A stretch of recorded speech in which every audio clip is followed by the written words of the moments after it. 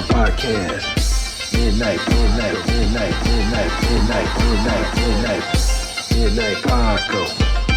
Midnight Paco Podcast.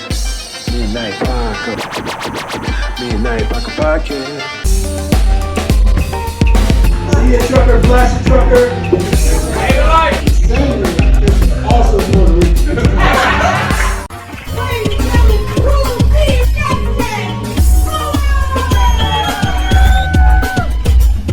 Yo! What's going on, everybody?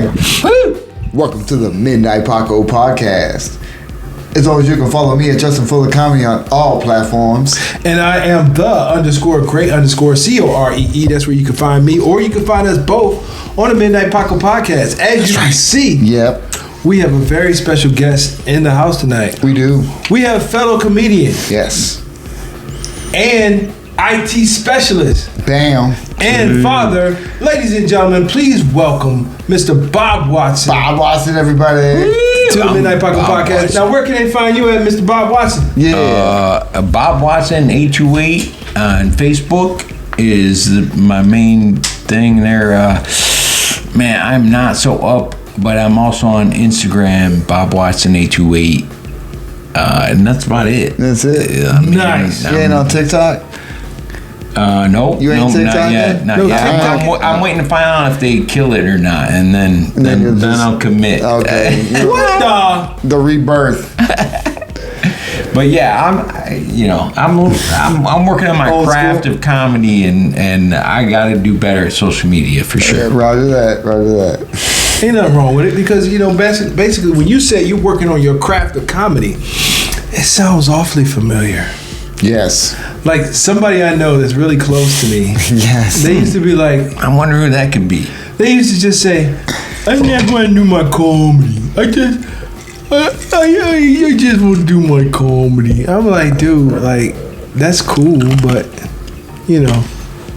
moving on. Yeah. I could feel those looks.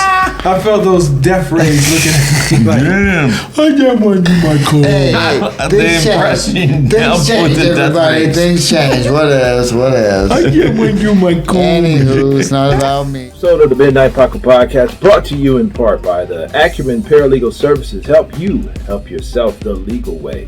The services that they offer is they help with documents that need to be typed, guardianships, probate, divorce, wills and trust, complaints, business organization, financial planning, and legal research and writing.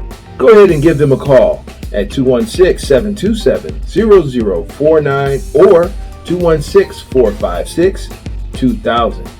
Michelle White will get you right. We have a special guest in the house tonight. His name is Bob Watson, and actually, like, I feel like, I don't know, in some weird way, I feel like I've watched him grow as a comedian. I feel like, That's true. I feel like I saw him do his first bit, second bit, and he's became great comedian through the years. Yeah. In a short period of time, actually. How long have you been doing it? 2.5 years. Nice. And you were too kind. No, You you're sang great. hey man, you're one of my favorites, Bob. I appreciate I sit that. back and it's like I hear, I listen to your set, and it's like anything you say, because any off the wall stuff that you say is just funny. You know what I mean? It's just your personality, the person you are. So when it comes out of your mouth, it's just to me, it's hilarious. Yeah, so thank you. Like that's a I don't know, a lot of maybe my inspiration or whatever, but my take is like Mighty Python, the Holy Grail. You guys ever seen that? Like that's one of our favorites. Like stupid English humor and the Letterman. Growing up watching that a lot. The stupid guy freaking trying to do whatever. I think that's the funniest shit, and that's what I'm trying. That's my take on it. I think that's funny. I'm trying to do that on stage. Yep. Well, I mean, you know what? You have what, like, I can imitate you. Do it, man. I don't want to see it. Well, Bob, I mean, it's hard sometimes. It's a little tough. It's a little tough to do, Bob. No, but it's just like basically, if I can imitate you, and people know who I'm imitating, that means you got something. You know what I'm saying? If I can say, "Who am I?" and I do this impression, I'm like, that's. I still don't think you got me. I don't think. Damn. Maybe he likes my comedy better than yours. Oh shit! You're a standout guy. I'm hard to pin down. I'm hard to pin down. Okay, so anyway, but the point that I'm making, that if I can imitate you and people know who you are, that means you got something. That means you're standing out. You don't blend in. You're a personality. That's what I'm saying, man. That's what I'm saying. Like watching you on stage, when you start talking about pooper or some shit, it cracks me up. Automatically. So I got a bit, and the whole. Don't give up the bit. Well, I'm just saying any word. Talk about what you want, it's man. Good though, but the whole bit is like I just try and say pooper or big pooper or little pooper like as many times as I can in some logical fashion. Like that's the whole bit, and it's ridiculous. But anyways, coming out of your mouth. I love it. Audience don't always, but I appreciate you remember that, Justin. Let me just say this. But the whole point of the bit is just say pooper each time. Let me just say this. Like, first of all, like talking about poop and stuff like that, I could do it all day. All day. And one of my superpowers is you say something to me disgusting, and I can make it way more disgusting than you ever imagined. And you're going to regret ever saying it. That's my superpower. But in the comedy world, I think it's a superpower. Okay. Because because a lot of times people say stuff and they're trying to be disgusting and nasty, and you flip it. And I say it like way worse, and they looking at me like, "What the fuck?" Damn, you took to another place. And that's what I could do, and I could do it like real quick. You just want attention, huh? No, because I don't do it on stage. No, I know you do it at work. No, I do it in private. I do it in private because I realize that that's not what the masses want. Yeah, and right. Well, all of our comedy homes, and correct me if I'm wrong, Bob. Right. Yep. Our comedy home is at the Funny Stop in Cuyahoga Falls. Is that yours? Is that where you first started? That's where I first started, for sure. Yeah. So I consider that my comedy home because that's where I first started. That's where Justin first started. I mean, well, I don't know. Honestly, I started getting going on the Cleveland mics in the Cleveland scene, like a lot of mics in Lakewood. And you're an LVTer? Yeah, and then Judd's, I was there religiously getting started and stuff. So honestly, I kind of got going in Cleveland, but once I got a little traction. Oh, okay, that's when you came out. Then I came out to Funny Stop. Okay. Yeah. Well, I know where he's going with this. So basically, what I'm saying is, like, God rest R.I.P. Pete. You know, he told Justin, he was like, Justin, trust me. You gotta drop the poop jokes. Nobody wants to hear about poop. Nobody wants to hear about poop. Because I have a baby wipe joke. You got more than a baby wipe. I mean, it's poopy Pete booty. died before he could tell me that, so I missed that good advice, unfortunately. He's been in the business for 30 years, and I understand what he's saying because it's gotta be, this is what I gather after Pete passed although away. my stuff works. Okay. It does. Damn, just talking to ghosts out here and shit. It does and it don't. Depending. It does and it don't. And I think Pete had Justin's best interest at heart. 100%. With telling him that the poop. I agree with that 100%. So just, maybe now is not the time. Don't scrap it.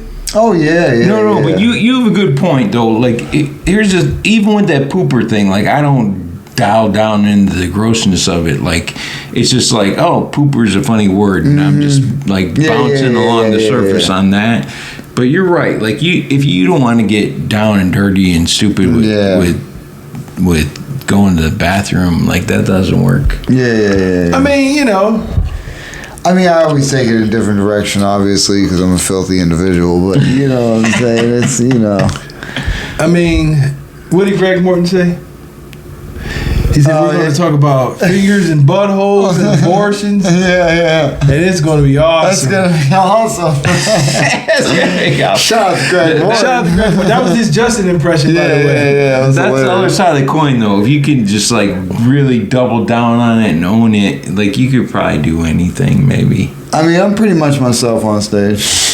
Well, I just mean if you own and you get too dirty, but you're really into it, like you're referencing. I think once you get your voice and once you get your following, then you could probably veer more into what you want because they're going to understand where you're coming from. So you're trying to say you got to kind of like gear your set to the masses, or you know what I mean? Yeah, there is. Because I'm really just talking about what I like to talk about. No. This is what I honest to God think. Like, I mean, you can get paid more shows than I could for sure because of your material. Those are facts. All right, so knowing that, why don't you change? Well, because we're different mindsets. It's not about change. It's just there's certain subjects. Got in the middle of a lover's quarrel here. I'm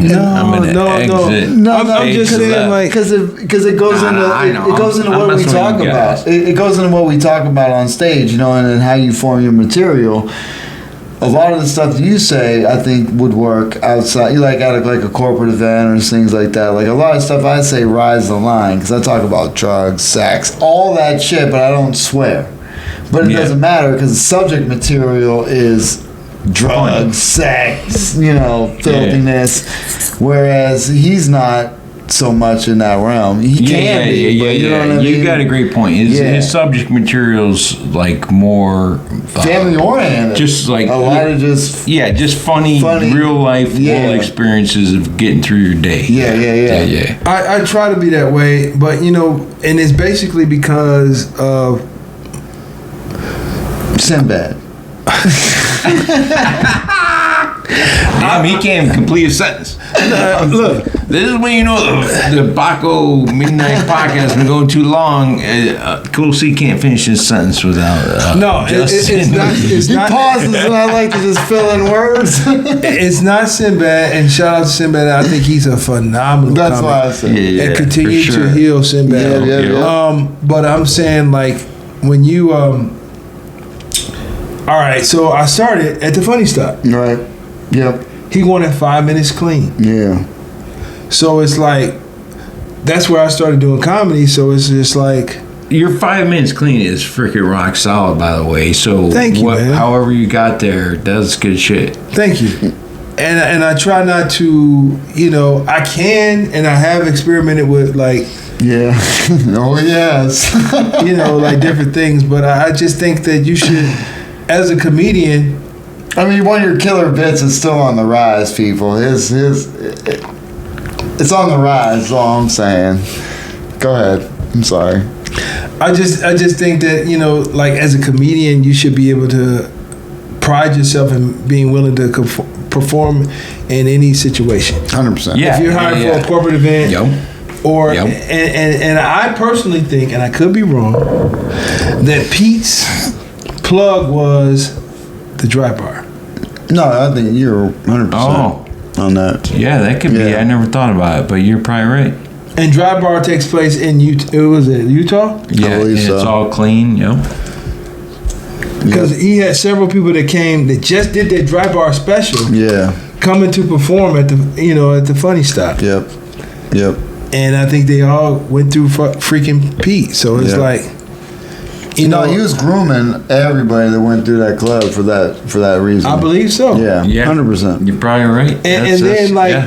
And then okay, in addition to doing something like dry bar, then you could get hired for a corporate event, or maybe even church. Not even if you want to do a church, but right. You can possibly do a church. Yeah, the world's open. Anybody's gonna like this clean humor. Yeah. Look at Joe Byers. Yeah. You know about Hot Breath? Who? Hot Breath. Hot Breath Podcast. Shout out to Joe Byers. Yeah. I just seen a clip on TikTok. Okay. That's how I get. Was it our clip?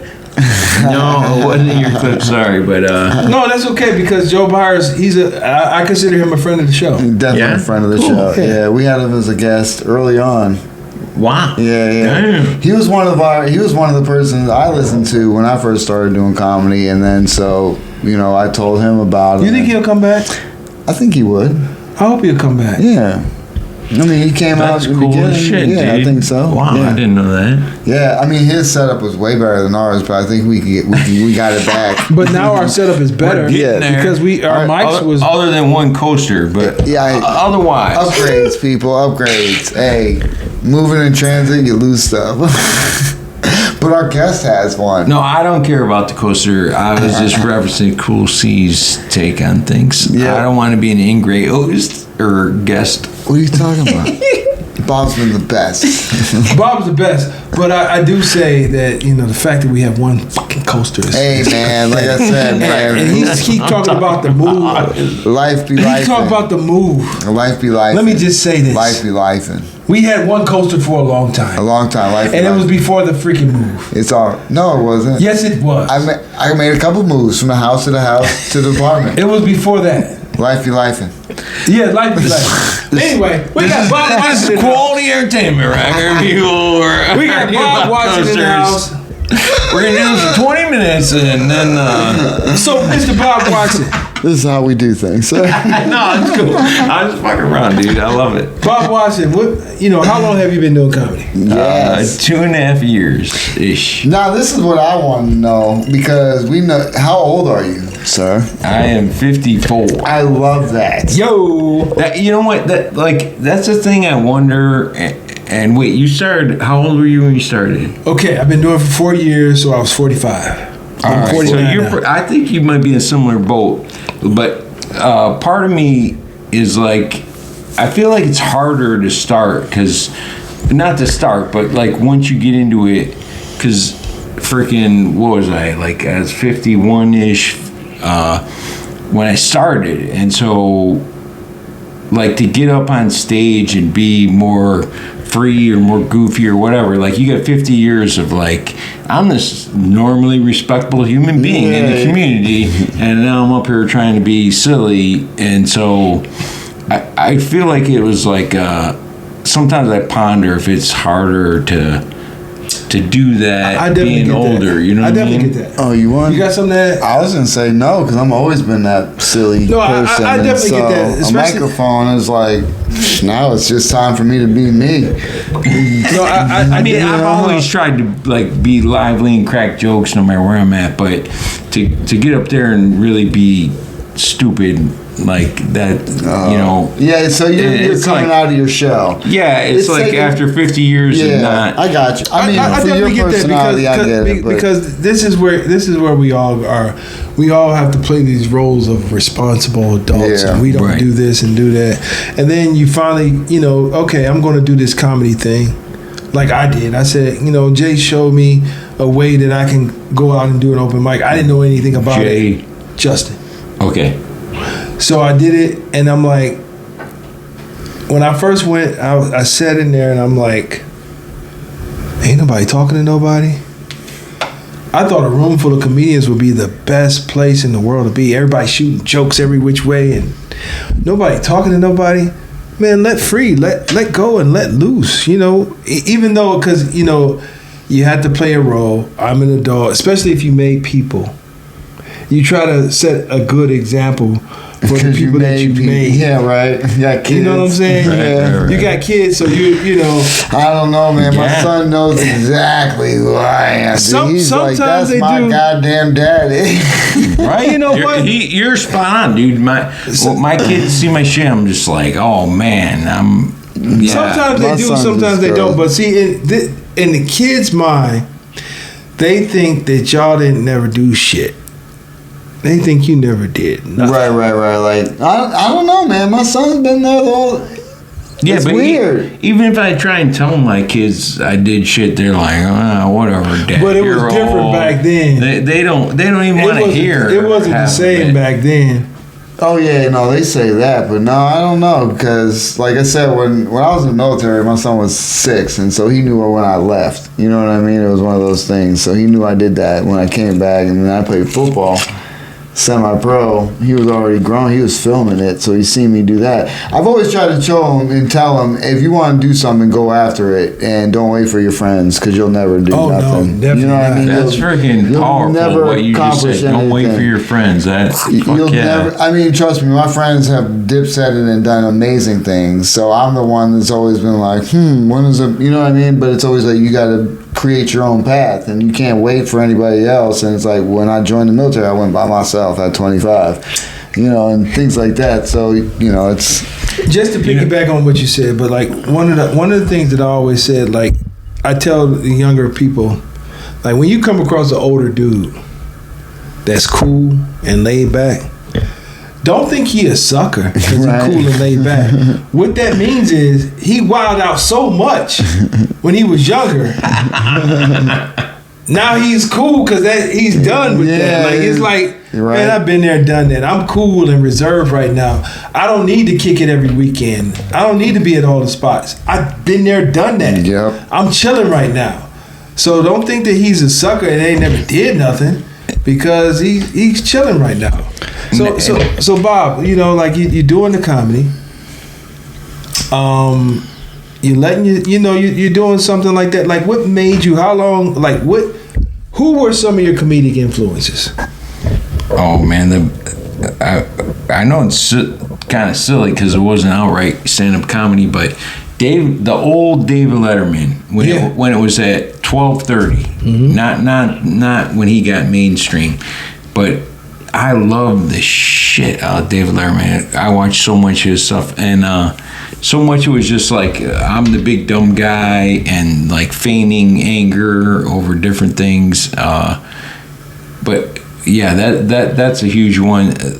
Like I was saying, again, it's not stand-up, but it's like the Holy Grail. Mm-hmm. I mean, he was a comedian, wasn't he? Yeah, of course he was. Yeah, so, Letterman was. I mean, it's that's just a stepping stone. Everyone sees people where they're at in their career, and they forget the grind they had prior to that. You know what I mean? So he was a comedian, so it is a comedic influence. He just had a show. You know what I mean? Yeah, and then along those lines, Mighty Python and the Holy Grail, that whole troupe came up in comedy and created that movie. That. You know what I mean? It's like with friends. Yeah, you know what I mean? Yeah, it's for sure. Like everyone's like, oh, well, you'd be perfect for this role or some shit like that. Yeah. I mean, trust me, you play a great role in many things. You just your character. You know what I mean? Because you could be that person who just says that off the wall shit and people weren't expected from you. Yeah. Or you could play a guy who's at the bar smoking a goddamn cigarette or some shit. You know what I mean? You're that friend, or you know what I mean? You can always be that person in a movie. Yeah, but that was a lot of it when I was younger. So David Letterman and the Mighty Python. Yeah, and then as I've gotten older, there's like Bill Burr. I love the shit out of him. Shout out to Bill Burr. Shout out to Bill Burr. Yeah, that guy's great. Nate Bargatze is freaking killing it now. He's like one of the most grossing comedians last year, I think. Yeah, but clean. And he's great with that kind of mantra or motif or whatever you want to call it, where it's like, I'm not too bright and this is my take on it kind of thing, and that's somewhat I'm trying to emulate. Is that, you think it's an act like built in, or that's just how his personality? I mean, I don't want to call it an act because I genuinely think that's funny. Yeah, and so like I'll see something. He seems like a real person. Yeah, you know what I mean? That's he comes off as like we'd be at the Funny Style with his ass or some shit. Yeah, you know what I mean? And that's the thing. Like, I mean, I don't want to like just call it an act. Like, it's like I think this is funny, and this is a way to say it funny on stage. Right. Is that I don't get it, and it seems like it. You know what? I don't know. I like that approach to humor, I guess. The beautiful thing I've learned in watching a lot of headliners that I love is that you need to get your fan base. Yeah. If you get your fan base, you're going to be okay. Yeah. No matter what. Yeah. You know what I mean? And it's hard to reach that many people when we're all starting, Right. So what made you at 51? You know what I mean? It's like Where were you when you're like, I'm gonna try comedy? Well, all right. So we got 3 boys, and they all were in high school or ready to start college, and I'm like, okay, the kids are done being raised. And then, honestly, like since I don't know, probably since high school, I wanted to like do comedy, or and I've been it's funny. I worked at doing IT. I worked at this place, and this guy kind of washed out of Hollywood, and I was like, oh, I think I'm funny, right? Like every freaking idiot, right? I think I'm funny, man. Like, what should I do? Blah, blah. And he's like, write it all down, and blah, blah, blah. And whoa. You knew this guy that washed out of Hollywood? Yeah, well, he was just somebody who came through my work. Like, we were trying to... Is it anybody we ever heard of? No, it was like, I'm the IT guy and I'm getting his computer set up and whatever. You can connect to the printer and that kind of shit. That's the only way I talked to him. But he was at the office and you were fixing his shit, and he was washed out of Hollywood working at that job. Yeah. Got it. Yeah. Okay. So, but he's like, write it all down. So I started writing shit down that was funny. And sadly, I've not even gotten through it. I have like this booklet of papers that I've yet to go through. Once I started doing stand-up, it was like something I thought of 3 months before and tried to work that. And other shit floats in my head. But honestly, I'm upset at myself. I haven't gotten through those papers yet. But I had 10 years of papers of funny shit I wrote down, and the kids are old enough now, like, thank God we're financially secure, and I'm like, well, what am I gonna do with the next 30 years of my life? Okay. And I was like, I've always loved comedy. I've always wanted to do this. I wrote all this shit down. Like, I'm just gonna go out there and try it. And I want to embarrass myself routinely every week. Like that's. It's fun though, right? I didn't. That wasn't my goal. No, but I say this. Sometimes it feels that way. I say this all the time though. It's like if I like you're stuck in a spot in your life and you're like, okay, I grew up this way. I've always wanted to do it. Let me try and find out how to do it. You know what I mean? Yeah, right. So how can I get good? So I started doing it, and I realized how many people I met because of doing it. You know what I mean? Think about it now. We would probably never cross paths. Freaking the greatest human beings you could ever meet in the comedy scene. I swear, guys. Appreciate it, brother. Appreciate it, sir. But it's all because of something we want to do. Right. And make people laugh. Yeah. You know what I mean? It's all we want to do, and it's like, I hate being told what to do.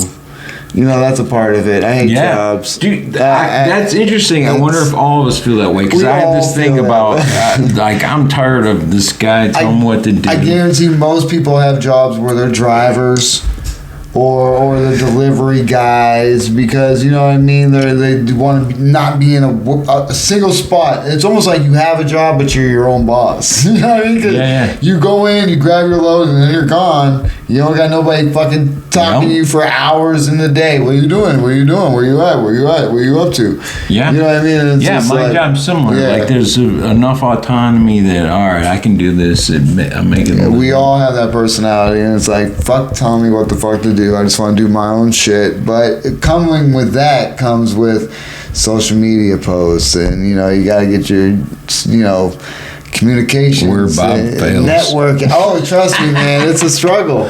It's a struggle when you start, especially you're 2 years in, you know what I mean? And it's like you got to start thinking about your brand and, what your logo or some shit. I got to get a kick-ass brand like this shit. Yeah. Top merch in the area. Look at that. And you got the winter edition, baby. Yeah, you got the long sleeves. One of the things that stuck out in my mind and keeps playing in my head over and over, the late great John Witherspoon said that he never acted a day before in his life, and he's been in several movies. Several. So that it translated in my head like, this dude ain't acting; he was himself.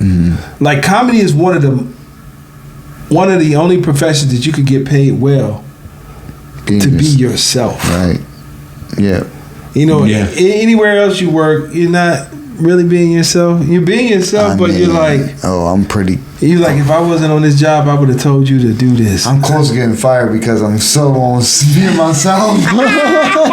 Like, you know, no one really pays you to be yourself. Like, you're paid to be a representative of the company, and you know that consists of you saying this and acting a certain way, especially if you have clothing with their name on it. Right. You're representing that company. Yeah. So you always have to keep that in mind. But when you're a comedian or an actor, like John Witherspoon was, you're being paid to be yourself. Yeah. And that's a great thing. And you know, I admire Bob because he acts and talks the same way he does on stage as he does off stage. Like what you're hearing now. Good or bad, that's what's happening, man. That's how he sounds on stage. It's a character. You know, it's like it's almost like, what the fuck is that one show on that cartoon? It's not Family Guy, but what's the other one? Where they stand outside the fence. Oh, in Texas. King of the Hill. That's King it. of the Hill. That's it. You'd be a goddamn cartoon character. I can't get it. Fucking Bob around the corner. Fucking Bob the neighbor. These big goobers. That's the problem. The big goobers. Drinking some whiskey. Goddamn Bob. You know what? You know, and Bob Washington, he does great comedy to me. I think he's funny. He always has a great attitude. He attacks the stage the same way consistently. Is there anything else in the pike? Are you interested in acting? Are you interested in doing writing or? Yeah. Like if you can, so if you can wave a reality magic wand, what would Bob Watson be doing? Damn, I'd be writing like the best movie, like comedy movie, and Hollywood scoop it right up, and it'd be just like it'd be kind of like some of the old school like comedies where it was like, yeah. Well, can you imagine Naked Gun movies being made now? Well, like give us an example, like compared to like what's already out there. Like, what's your style of writing? Or is there something? It'd be like just like stupid, ridiculous humor about, you know, I don't even know what it'd be about particularly, but I don't know. The last big one I could think of that was like hilarious, and not that what I would write be this sex based, but it's just the stupid humor level, like that kind of idea, but would be. Hangover, like that kind of stuff. But or man, that one troop's got. You guys got to help me with the name of the troop, but they did Super Trooper and It's not Monty Python, is it? No, it's not Monty Python. And then they also did another one. The second one was really good too. That a lot of people haven't seen. A beer fest. That's what's called. Oh, okay. Yeah. I've seen it, but I don't remember a lot of it. But though. like that stuff, like just like stupid humor, like drinking and I'm not even saying it'd be drinking or sex so much, but it'd just be like that kind of stupid humor level stuff where I don't know why you don't see it much anymore. I mean, there used to be in Hollywood because it changes. I mean, they're trying to be a certain way. It's like you haven't seen like the Van Wilders type shit. You know what I mean? Like you did. Or what was the name of the national anthem? National anthem. Yeah. Oh, like that type of comedy. It's like yeah. I don't know. Well, because of the way things are nowadays, man. Nobody wants to be offended. You know how many movies I've seen like of dropping F-bombs, and I can't even say it's terrible that you can't say that. You know what I mean? It rhymes with maggot. It's like. You know how many movies I've seen lately that just dropping that shit? Like, you know what? It's fluently. It's funny when. And I feel bad. Like, I mean, I understand why. I get it. I understand. But, you know what I mean? It's just like. Yeah. We grew up. Boy, it's terrible to say with that. That word flew around like, no worries. And I just like, yeah, I'm a female ass grabber crap. Everybody said, yeah, you fag. I'm like, yeah, I was a female ass grabber. Kids. Hilarious. But you know what I mean? It's like right. you know, they ain't making those movies nowadays, touch man. on a lot of that. Yeah. None of that shit, boy. They ain't going nowhere near it. So a lot of that humor is lost. Like Naked Gun movies. I just mentioned it. You don't see none of that. Tropic Thunder, you can't make that movie ever again. Oh shit. You know what I mean? So it's just like certain things you're just not going to see. So when you become like, when you think about the future of like filmmaking, like thoughts of what you would be able to film.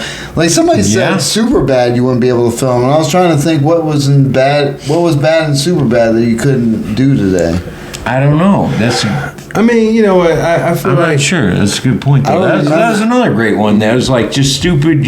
Like Superbad's a great example. Like if I could write something maybe like akin to that, it'd be like just like silly, stupid humor. It's That's fun. all. Pick a Hopefully, situation. God willing, no one's offended or anything. It's just let's have some fun. Then let's just have they're some definitely fun. going to be offended. I just feel like you just make it, and you know, if people are offended, invite them to the premiere. Yeah, I mean, it's not in a. I know if anybody's making something now, there's thought that goes into anything. It's not reckless. So anything that's out there is for the purpose of trying to entertain, unless the whole thing is like in ill will. You know what I mean? Unless the whole thing is. But if there's certain things in there and it's humor, it's like people are gonna, anybody, like you said, everybody's gonna be offended. So but you can't stop art. You know what I mean? Well, aside from the like offensive, maybe somebody's offended part, like honestly, that like when sometimes I've done a bit and somebody, I've heard someone in the audience or a fellow comedian be like, "Oh my God, that was so stupid," and that's like the best compliment to me. I love that. I'm like, that's exactly what I was going for. I want it to be so ridiculously stupid that you laughed and goal achieved and and that's good. That's good stuff. All right, I'm gonna keep this one for my list. So you expressed to us that you're interested in doing writing bits and stuff like that. Are you opposed to like acting? No, not at all. I mean, any like I don't know. I think it's like a little philosophical or whatever, but I think of like humor and what I'm doing and what we're all trying to do is like just to like bring some laughter and humor and joy into the world in whatever way that manifests itself, whether it's acting or doing skits or writing on a sitcom or however I can do that. Like I'm all for it, and just to like carry on even further, and it puzzles me, but to me, and me and my wife were having this discussion, but like I don't need to be the guy telling the jokes. Like I want to bring that joy to the world. And if I was like, if you never even knew who I was or never seen my face, and I'm some writer for whatever the frick ever, like that'd be awesome. Right. And in fact, I used to say that, and as I'm getting further into this comedy thing, I can understand how people have their reservations, but I used to be like, hey, if all of us don't make it, like the three of us, let's all just like figure who's the best performer and write for them, and then if he makes it, like he could maybe pull us up, or we end up writing on a show somewhere, and everyone's like, no, that's my joke, and I never think that way. I just think if my joke gets said by Cool C and freaking 1 million people see it, I love it. I don't care if I'm the face of that joke. It's funny you said that because that's been my whole theory with everything. Everybody that we associate with, like everyone that we perform with, like everybody that, every time we perform, I stopped saying it, but I'm thinking like, we do a comedy show. Afterwards, we talking amongst each other. I've always said, let's support one another. Mm-hmm. Yeah. Let's like each other's stuff. Let's repost each other things. Right. And I'm the asshole who just subscribed when just before we got here. Sorry, I'm totally guilty. It wasn't malice. It's just life's busy. It's just life not is you. busy, and he's subscribed in like less than 2 minutes. 2 minutes. All right, maybe I am a douchebag. Okay, sorry, but I mean, But you're not the only one. You're not the only one. I know. the only one. I don't know. You guys. It's all good. And It's all good. if people like, it's like if we're okay. So this was my thing. After we performed, we would go to a place across the hall. Yep. We were all in there laughing and talking to each other and drinking and playing pool with one another, which is cool. But what's wrong and what would be the problem if we all saw each other post and we all liked each other's things? We all commented on each other's things. Right. Yeah. We all put each other's things, if they posted a skit or something, on each other's stories. Right. Like, what would be the harm in that? Yeah. And like you said, like, getting behind that one person, because what you said, and I say it all the time, it's like All the time. parallel to the rap. It's parallel to rap because, okay, for example, Nelly, and the Satan Lunatics, all of them could rap. Right. It was Nelly's time to pop. Everybody got behind Nelly, pushed Nelly, just like the Wu-Tang Clan. Yeah. When they first came out, I think they pushed. Was it Method. Jizza? Was it Method? Well, Jizza came out first, and then Method Man, and then everybody stood behind them. Like, everybody played the role. Right. Even if you don't understand that, maybe Digital Underground. Digital Underground had Tupac behind him dancing because he understood the assignment. Right. Tupac came out and became bigger than everybody. But it's just like a matter of time. You just have to play your role to be successful. You know what I'm saying? Like, for example, if all of us came out, like Justin, Bob, me, and if we decided we're gonna push Bob out there. Right. He's a fucking character. Yeah, that's a good idea. We should get behind that. Push Bob Watson out there. Put Midnight Paco shirts out there, but make sure we put Bob right in the middle. You know what I'm saying? Fuck yeah. All right, I'm listening now. Go ahead.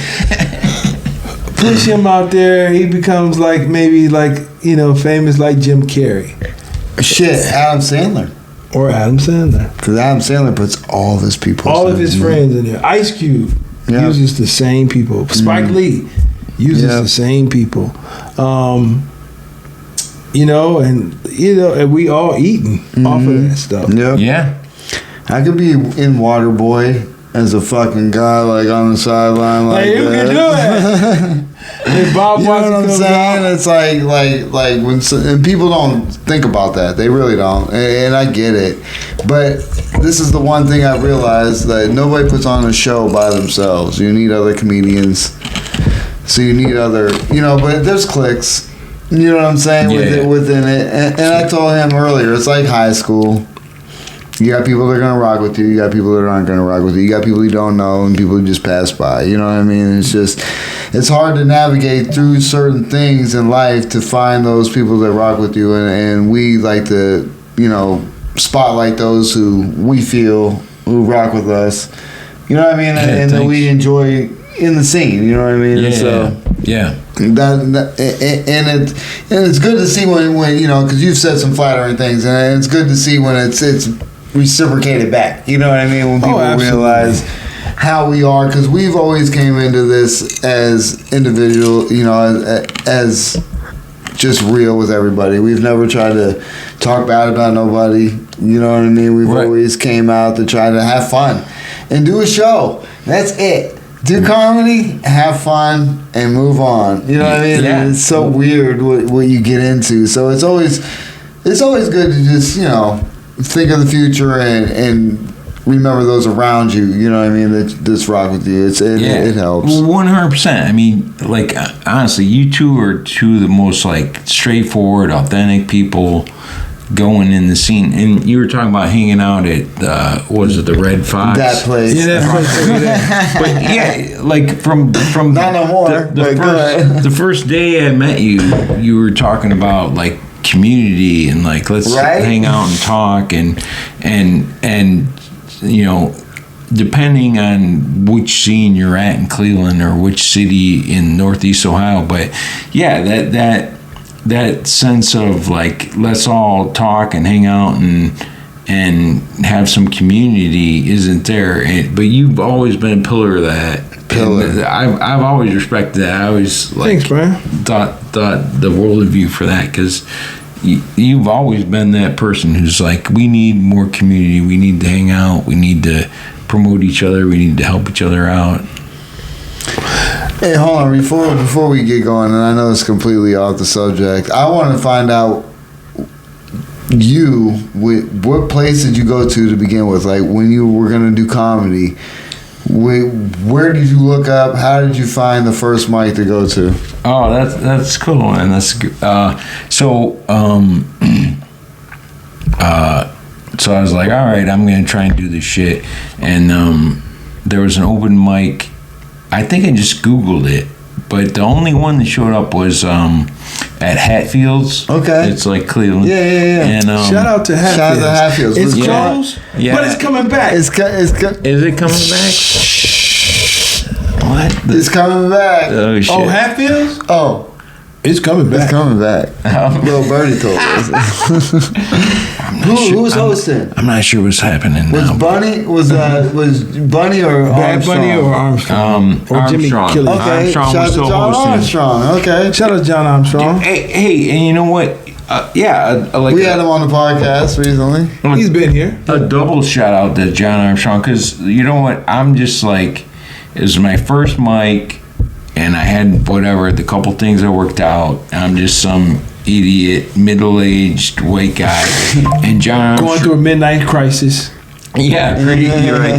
And John Armstrong was like, that was pretty funny, like and he's like, there's some other mics, go here. He nice, okay. Yeah, he threw a couple other mics at me and complimented me that it's pretty funny.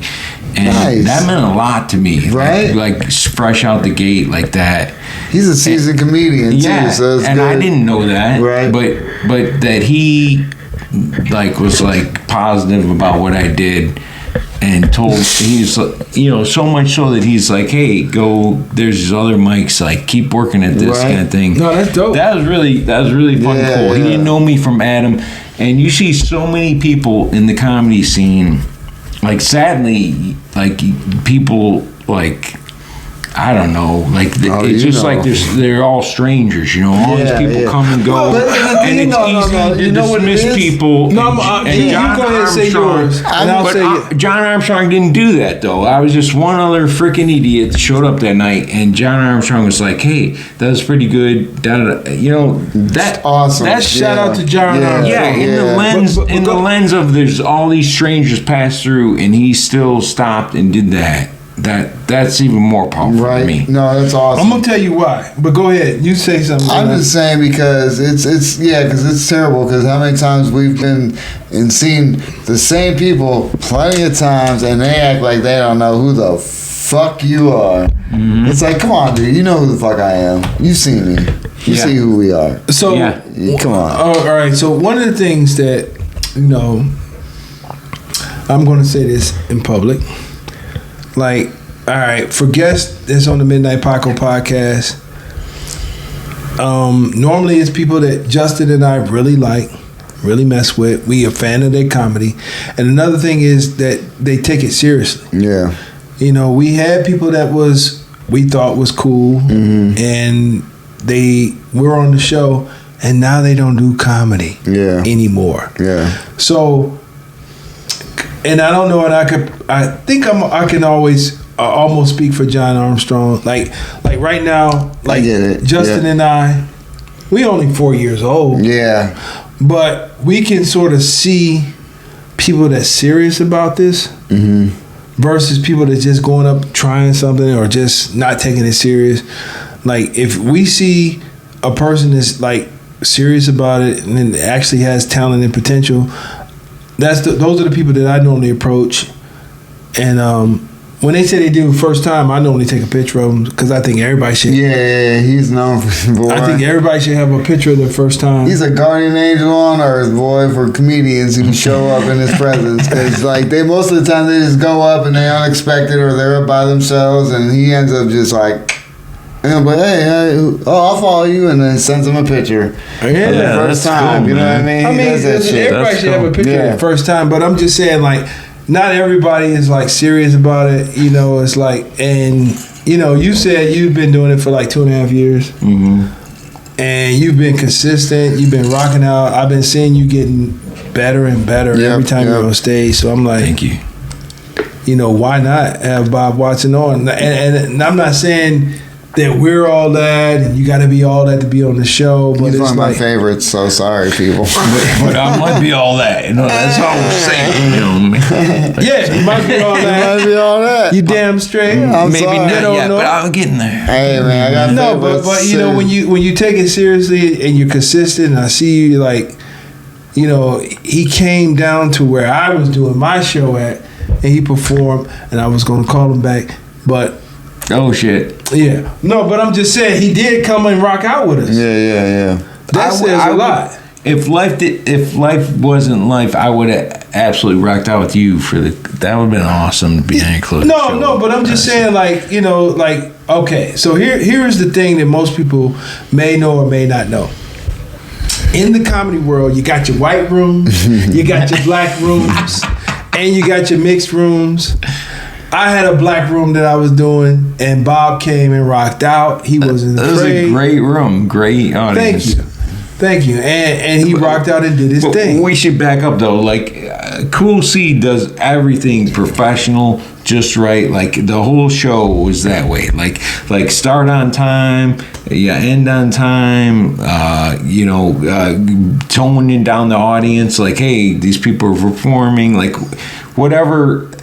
Professionalism you would expect at any club, Cool C did that. Thank you. I appreciate it. Yep. Speaking on time. No, I'm just kidding. The show's over. No, I'm just joking. He's stupid. Yeah. No. And that says a lot about you, and that says a lot about your dedication to the craft. And to me, that's why you're here. Right. Because if you didn't show any dedication or any, like, you taking it serious, and I'm not saying, oh, you didn't do my show, you're not coming on the podcast, but it's just like, he's the real deal, folks. Bob Watson's the real fucking deal. Any show that's got an audience is like, that's great. And whether it's black or white, and black or white, it's like, well, you gotta find what's funny for everybody, right? So like that's only going to make you better to do every demographic you can and try and be funny in that room. And that room was, like up close and personal. That's not on the stage. That's in your face. That's in your face. I'm standing here and people are right there. They try to get the mic, and I'm like, no, not today.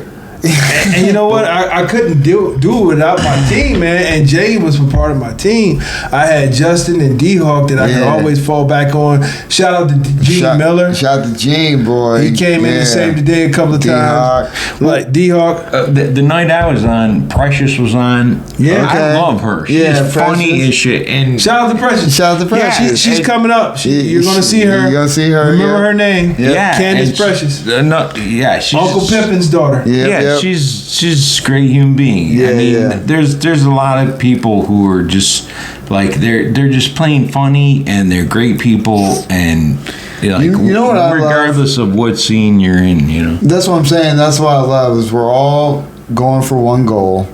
we all got lives to live, boy. And you know what I mean? And we're all trying to make it out nights to try and get these people to laugh. You know what I mean? It's like we're all thinking in our heads all day long on what's funny, and we got to deal with this and work and this and that and this and that. But I navigate through life just to get to a spot to do some funny jokes for everybody. Well, you know what? And 5 minutes. Yeah, that's true. But here's another thing that a lot of people that's here don't realize. Cleveland and the Northeast Ohio area, you know, Cleveland, Canton. You say this all the time. It's a rough time and rough place to do comedy. You say it all the time. It really is. It's a rough place to entertain. So if you got laughs here, and the rest of the world is simple. Yeah. The rest of the world is simple. They welcome me. They welcomed us, I believe. I mean, every one of us, every time I've seen a crowd, I mean, we got laughs. We know what nights are nights, you know what I'm saying, when we go. Some nights nobody gets laughs. Yeah, it's just those nights. And it's one of those things. And you just take it for the rep, and you improve somehow because you always see something in your set. You know what I mean? That's the beautiful thing about this thing. We're all our worst critics. And anytime we get off the stage, even if it's been good, it's been bad. You know what I'm saying? So it's I know that Justin and we always record our sets. Do you record your sets, Bob? Yeah, at least audio, and sometimes video if there's enough people. I'm going to suggest, regardless, always do video. I see why he says if there's enough people, he wants to catch those moments, boy, with a crowd. I get it, but even for yourself, you want to record your performance, look at you, see what you could have did differently, saw what hit. A lot of times you can say something, but the fact that we have lights and people can see you, it could be your facial expressions. Mm-hmm. All of that counts. Yeah. Facial expressions. Yeah, that's good stuff. All of that counts, like movements. I mean, it's like even with the same material, because I hated doing the same material, but I learned to do like different things. Even doing the same material, I'm doing different things. I had a bad habit. If the cord was tangled, I'm up there untangling the cord. I'm playing with the cord. I tried not to pace so much. Yeah. I worked on looking at the audience. Wait, let's back up about pacing. Yeah. So, I don't know. There's some people are like, you want to use the whole stage, you want to go back and forth, and then sometimes when I'm up there, like I'm kind of just walking, like say 2 steps either side, just like nervous energy, and then some people like sometimes I wonder, is that like bad? Like it seems like nervous energy, and sometimes I'm like, people are like, you want to present energy, and so even if you're pacing a little bit, that's good. And then sometimes I'm like, maybe you should just be standing still. So you know what I'm saying? I understand what you're saying, and that's why it's important to record. I got something on this. What's the official like what you're supposed to do? Look, is there? I'm gonna tell you this because I don't know. I'm pretty goddamn active, you know what I mean? And I used to think I'm Chris Rock. So I used to think I gotta cover the whole stage, you know what I mean? You gotta go from side to side, this and that. And one day there was a comedian there, but his buddy was sitting in the stands, watching the thing, and he's like, "Hey, you're funny. Just stand still." Yeah. Just stand still. Now that's the thing, you hear different things, right? But if it's needed, like most of your stuff, do you need to move, or do you have to act something out? I mean, I have nervous energy because I talk like this. I talk with my hands a lot. I'm just like this or that. But if it's required, you got to move around. Right. Like so. Depending on how many people are there too. You know what I mean? It sucks because you see. I try and make sure you're talking to everybody. You know what I mean? But I try to make sure everybody's included. Yeah. But you can do that by looking like this. You don't have to necessarily, depending on how big the stage is. Right. We're not performing in a goddamn theater, so most of the stages are like where you can just look at motherfuckers. You know what I mean? So, a lot more. But if it requires movement, you know what I mean? I don't know. I performed a couple of theaters. iconic theaters, but stage-wise, did you have to walk around? There's a couple of theaters. A couple of theaters, yeah, I know. I get it. I did one. I performed a couple of theaters in my lifetime. However, what I'm saying and is... there are theaters. Either way, You wouldn't know he's a truck driver. Yeah. But when you perform, Went on the Apollo is what I'm saying. in the theaters a couple of times, You gotta walk from you must learn to perform and throw your voice, so the entire theater can hear your voice. So when I did a couple of theaters. Did you walk or not, dude? I may have walked. Did I walk? I don't remember. No, you didn't do much. I stayed still. I was so in character, I don't recall. You just... Yes, I was just performing on stage in the theater. I guess it's how big the stage is and what it requires. Well, you were at the first Care Move. That's what I'm saying. Performance, right? That was in the bigger theater. And you did. I mean, you move, but you move according to what your set is. Okay. Like I'm gonna put. And you do what you do, like moving according to stage. You don't just like your nervous energy. It's not that. I try not to do that. Not at that point. You weren't. You weren't messing with the cord at that point. No, I was. You know what I mean? You had cleaned up that shit. It was just when you're in a theater. Yes. So recording, have you noticed any like things that you do like that you did before that you don't do anymore? You must play theaters. Honestly, a big chunk of it was like where to hold the mic, right? Like, you just used to stand there. From what I remember, I'm going to tell you something. A good example of stage posture and performance is Daniel Myers. Shout out to Daniel Myers. Shout out to Daniel Myers. He's a professional at that. Yeah. Just look at the way he holds the mic and the way he stands on stage. Mm-hmm. You know what? And you know what? Even though he's not like world famous and everything, right. I'm at the point in my life, and I'm comfortable enough to know, but that he has great stage presence. He holds the mics good. He has good posture on stage. Yeah. Mm-hmm. Daniel Myers. If you ever want to know, check out his performance. He has great material, great jokes too. Yeah. He's also been on the show. He's also been on the show. Yes, check out early episodes.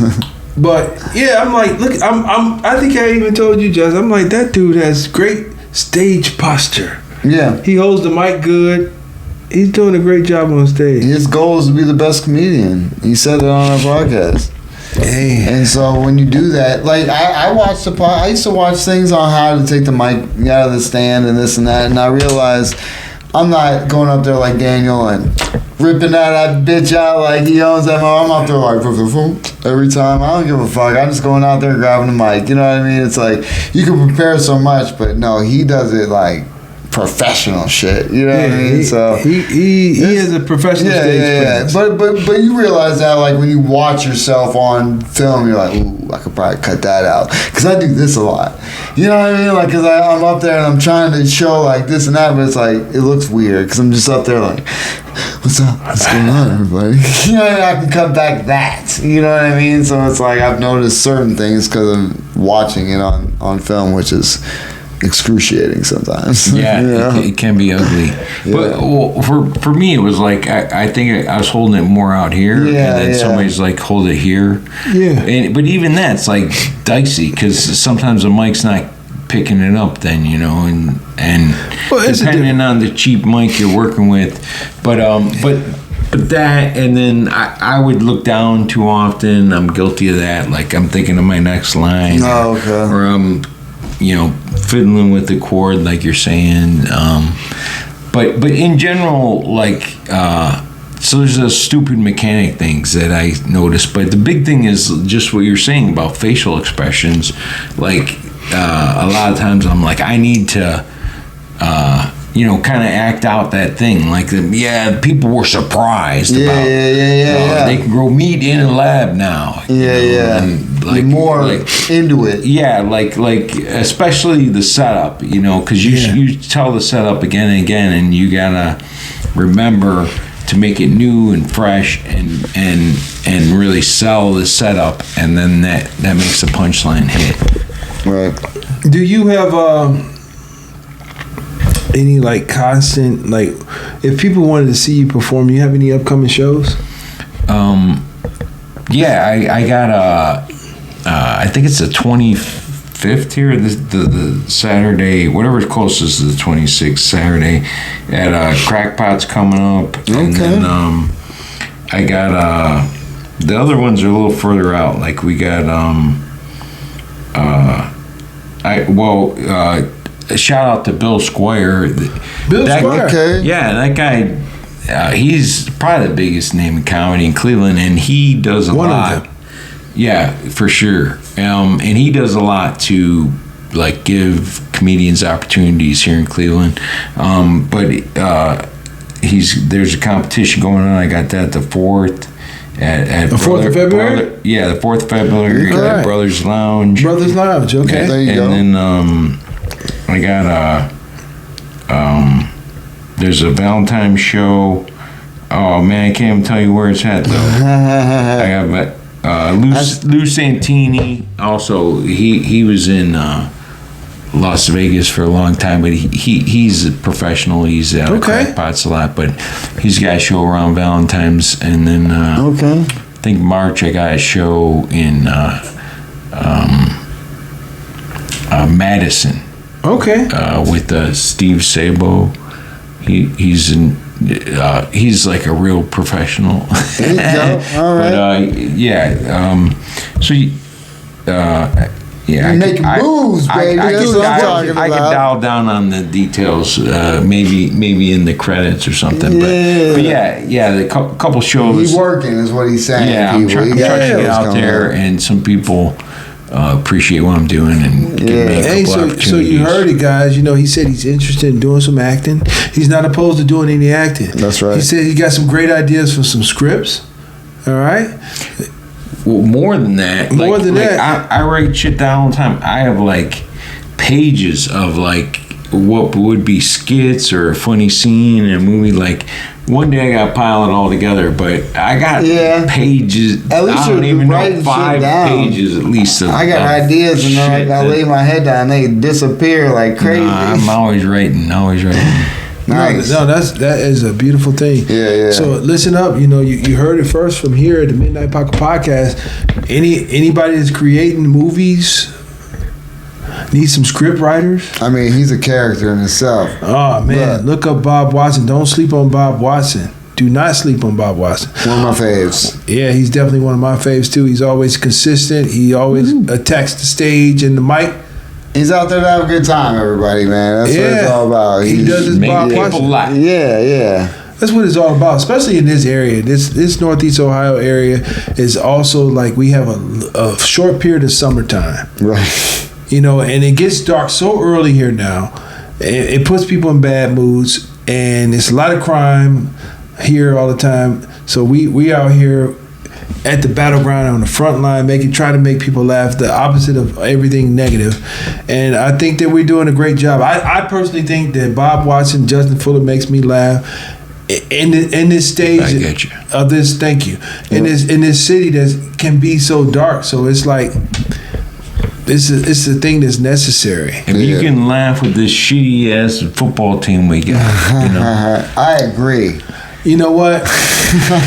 This only people that's qualified for this conversation is myself and Bob Watson. Justin is not qualified. Oh yeah, shit, I forgot. We got a Pittsburgh fan. Yeah, he's a Squealer fan. So. I agree 100%, Bob. You are absolutely correct, sir. So if you just can't stand your football team, you can definitely laugh with us. Can we edit or bloop out whatever you're saying? Like this is so unnecessary. We can, but I will not, sir. Oh man. So say it again, Justin. Say it again. What? Whatever you just said.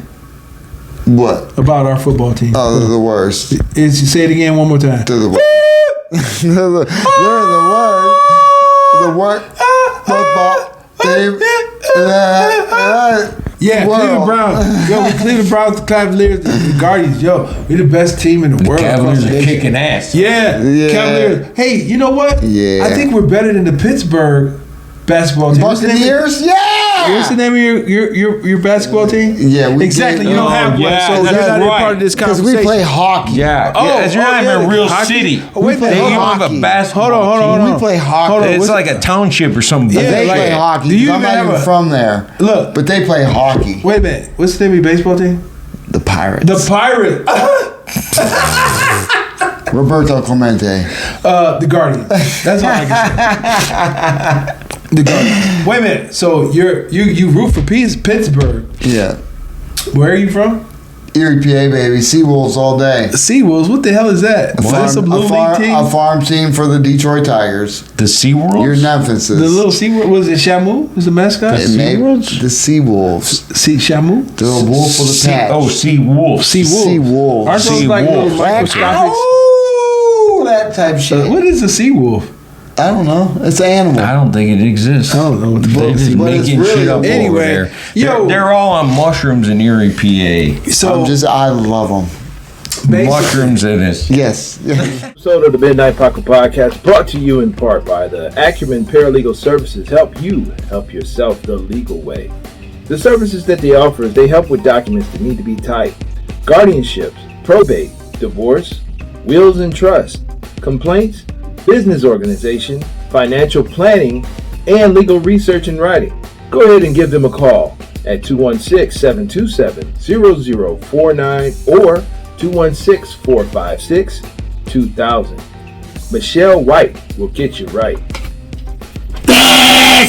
Jay, where can they find you at, baby? Yo, everybody, you can follow me at Justin Fuller Comedy on all platforms. I am the_great_CORE. That's where you can find me. Or you can find us both on the Midnight Paco Podcast. That's right. Mr. Watson, where can they find you, sir? Bob Watson 828 on Facebook and Bob Watson 828 on Instagram. That's Yeah. right.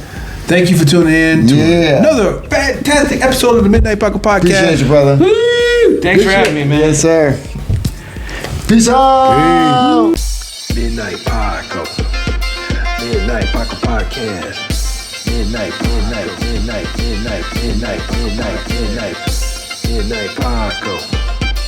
Midnight Paco Podcast. Midnight Paco. Midnight Paco Podcast.